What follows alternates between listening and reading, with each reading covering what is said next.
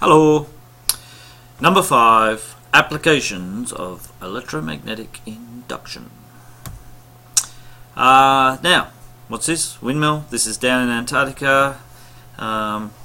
This was quite a few years ago where they put a wind turbine down in one of the Antarctic bases because it's fairly windy.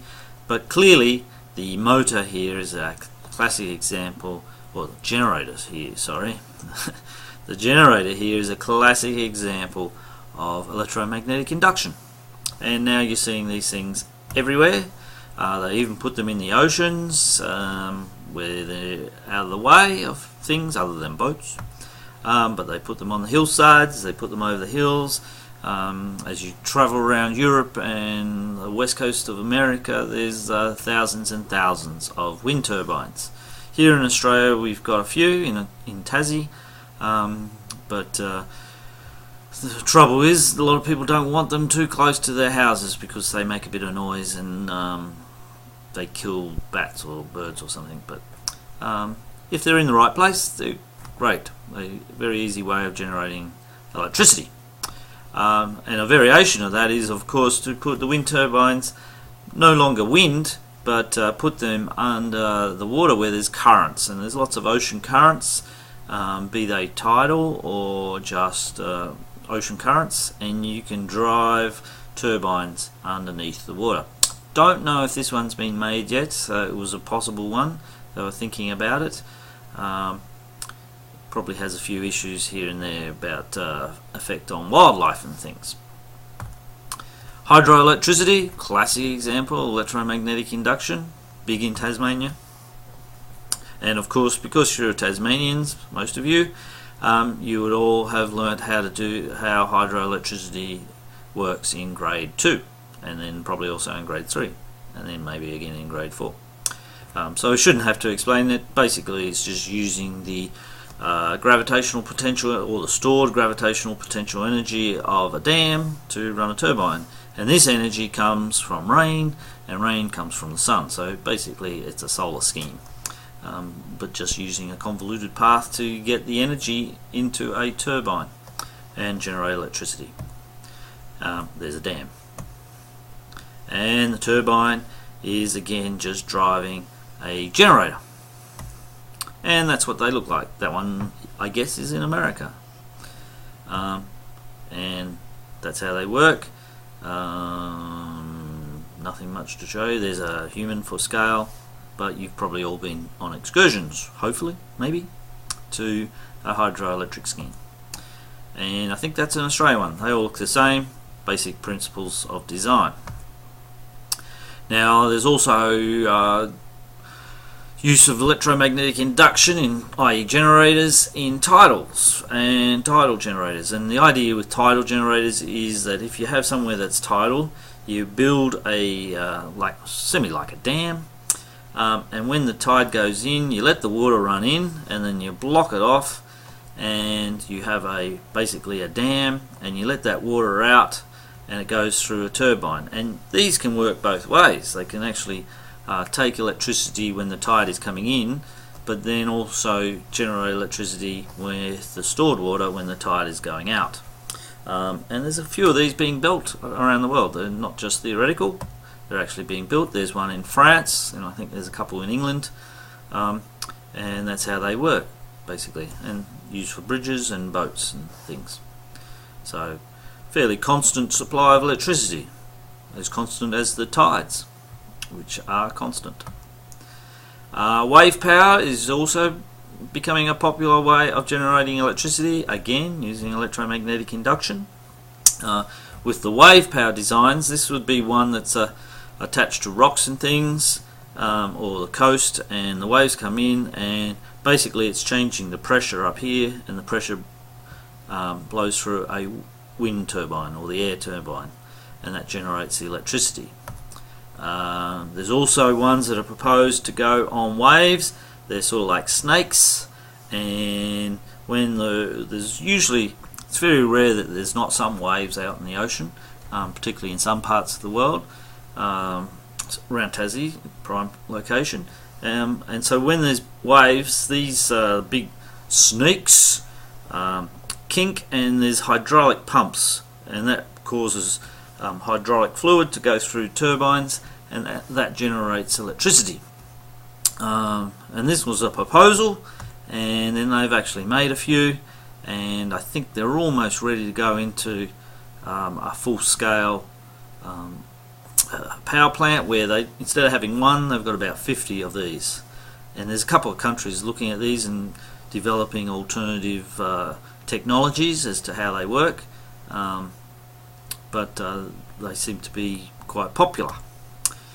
Back to the wave ones though, they don't have to be attached to the shore. They can actually be out on the ocean and just anchored, and this is a Japanese one where the waves go in, and again the wind changing pressure blows the turbine. Bit ironic that they sort of painted it like a whale. Might get harpooned, mightn't it? And this is an English one, I think, and again this is where the vents where the air goes in. This is all pretty solid stuff, because like you generate the most electricity when the seas are mega rough, and so it's got to be engineered to survive those sorts of situations.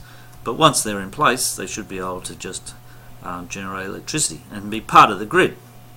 And therefore the idea of renewables is you have multiple sources, be it hydro, tidal, wave, solar, wind, and with them all you've got you should have your electrical needs covered.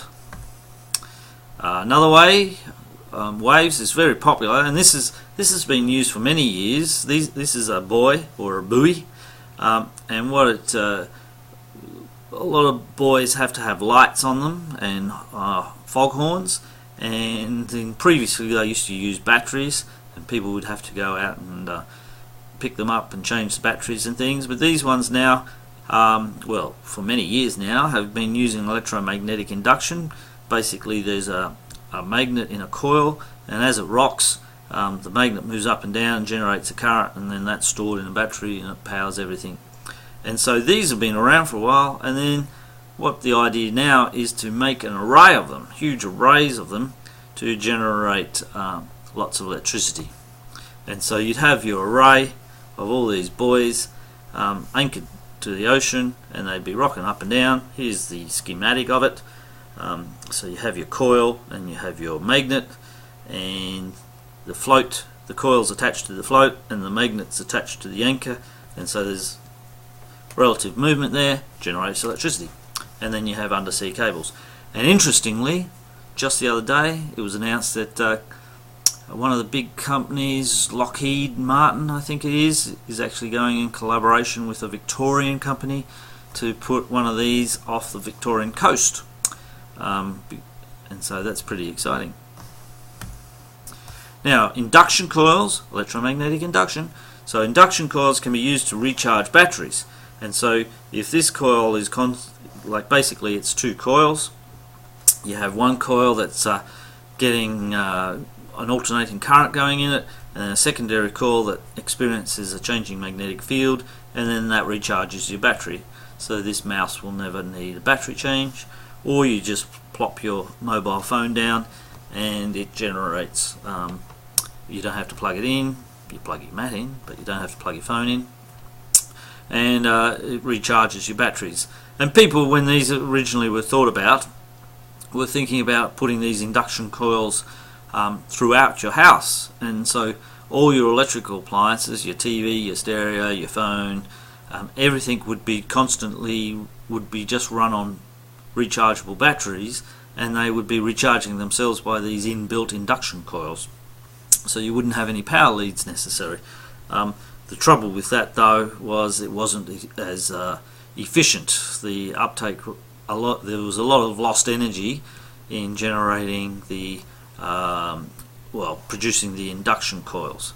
It wasn't efficient. It's only efficient if it's right next to something. Has to be close, because again the magnetic field is if you look at the equations, as you move away from the source of the magnetic field gets less and less. The strength of the magnetic field does. Now you can buy these now, they've gone into production. Induction coils are used in traffic lights. So these are these little pads here that you see at traffic lights. some people used to think that they were like pressure things and they felt the weight of the car, but no, they're using induction. You drive over it, your car is a big lump of metal. It's also got, usually there's two coils, so one coil induces a current in your car. You can't really feel it because it's on a micro scale, and the second coil picks up that induced current, and it knows that you're there. And so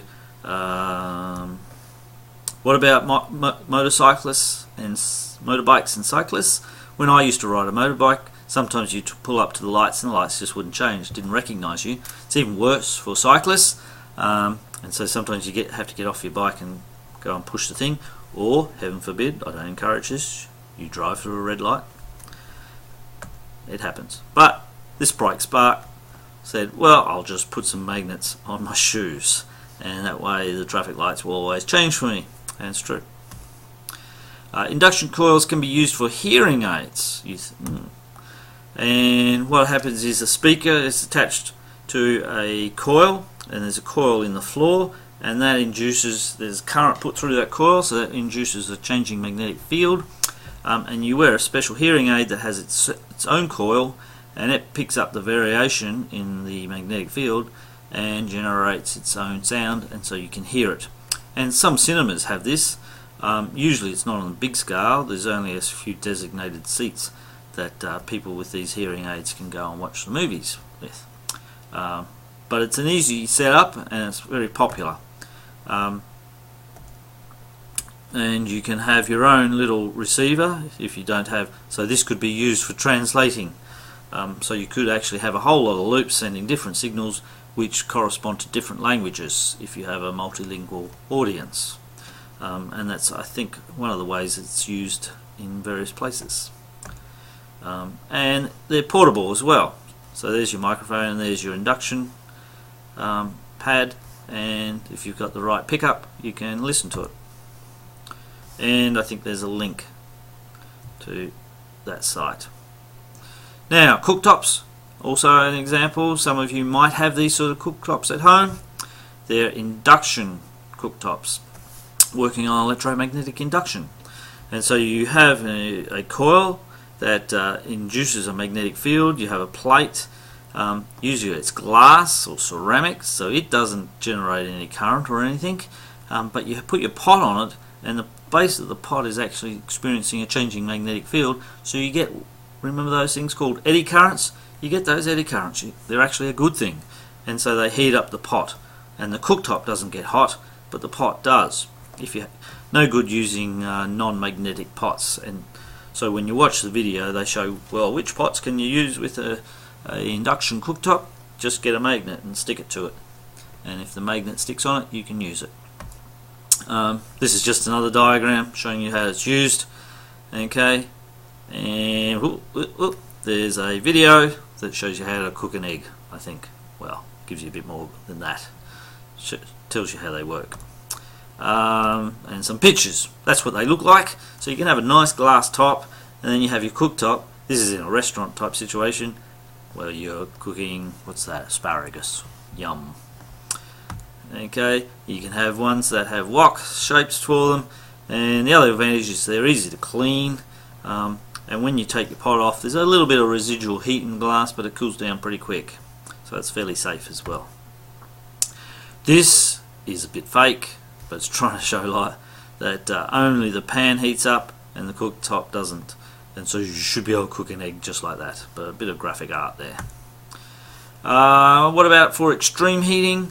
If you go to the OneNote you'll see an example where they use a coil to heat up, there's a block of ice with a lump of metal in it, and you can use an induction coil to heat up the block of metal in the ice, and the ice doesn't melt, but the piece of metal glows red hot, even though it's not melting the ice. Very directional heating in certain situations. And because that's long enough, I'll make another video that's got more applications of electromagnetic induction in it for you to watch and put in context. See you.